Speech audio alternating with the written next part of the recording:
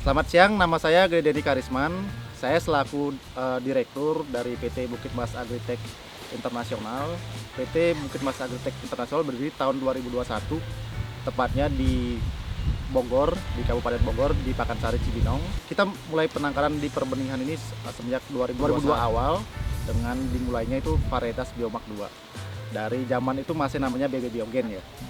Nah, setelah itu kita mulai mencoba gitu, mencoba menanam, mempelajari karakter dari Biomak 1.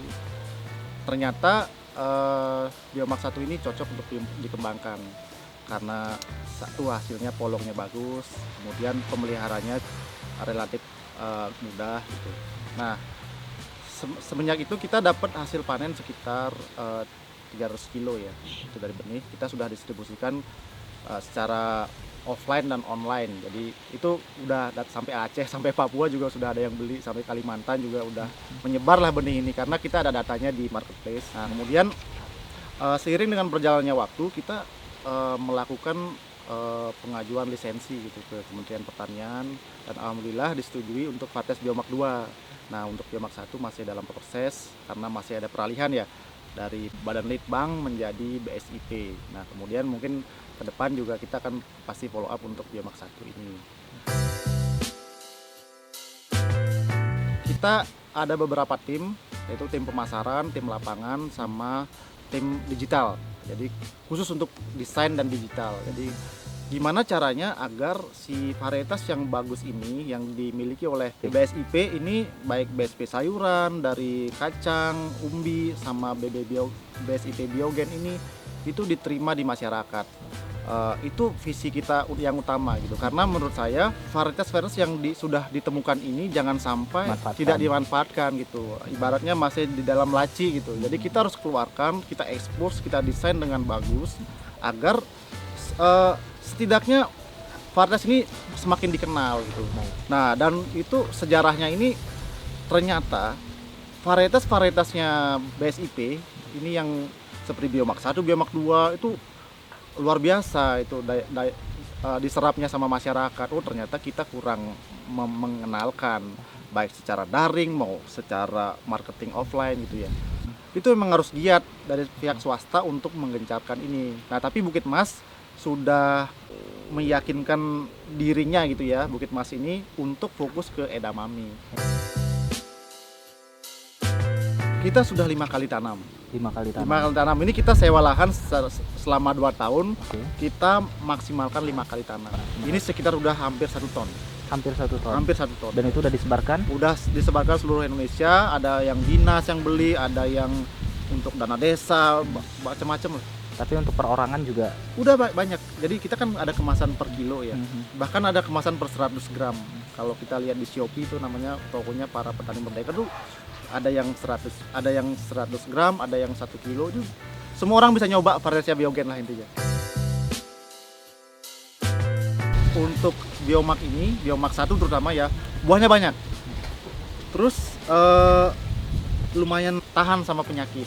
Nah, kita dalam kondisi kemarau tetap dapat hasil panen walaupun ada beberapa yang terserang, wajar. Caranya mudah, tinggal order di marketplace, itu namanya Para Petani Merdeka, nama tokonya, di Lazada, Tokopedia, sama Shopee.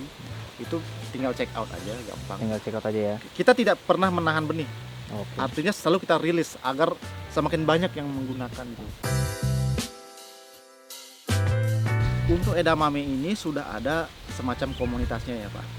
Artinya begini, untuk contoh kalau di sini di Cisarua gitu ya, kita punya pelanggan yang sangat loyal di Cisarua. Artinya setiap kita panen dibeli sama mereka, selalu dibeli sama mereka, karena di sana memang sudah terbentuk ekosistem pasarnya.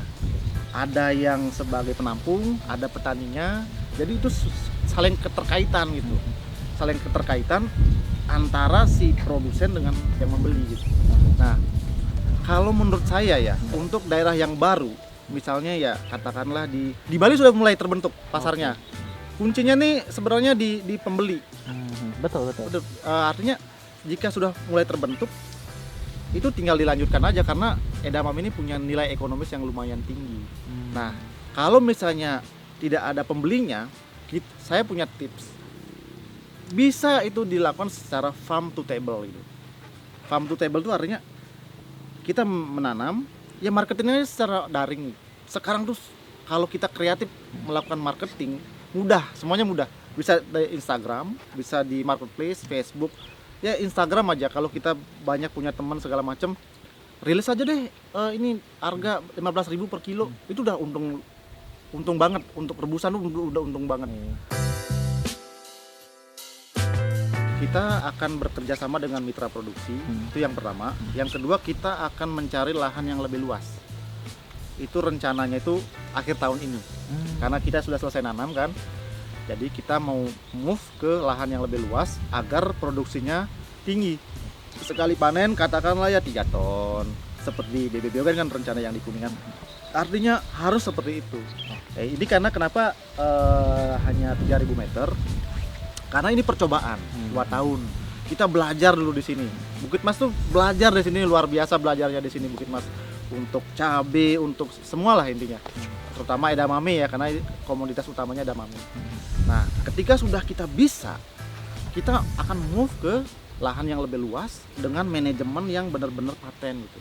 Mulai dari siapan lahan, teknologi pertaniannya, pengairannya, kemudian teknologi sortasi, bagaimana mesin yang sortasi yang bagus, kita udah tahu. Tinggal dieksekusi. Target saya, sering saya ceritakan pada karyawan saya sama tim saya, kita harus punya 1 juta pengguna untuk biomark ini. Jadi kita harus produksi 1 ton per bulan. 1 ton per bulan, wajib itu. Yang sentra edamame sekarang kan di Jember ya.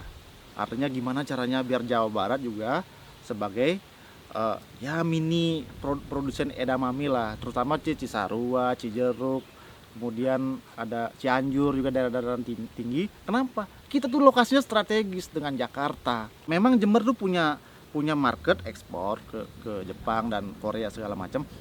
Tapi kita Jakarta nih kita harus supply. Jangan sampai dari Jawa gitu kan. Itu transportasinya jauh. Nah, kita gimana caranya Jawa Barat ini yang notabene ya biogen di Jawa Barat harus sentra produksinya di Jawa Barat lah.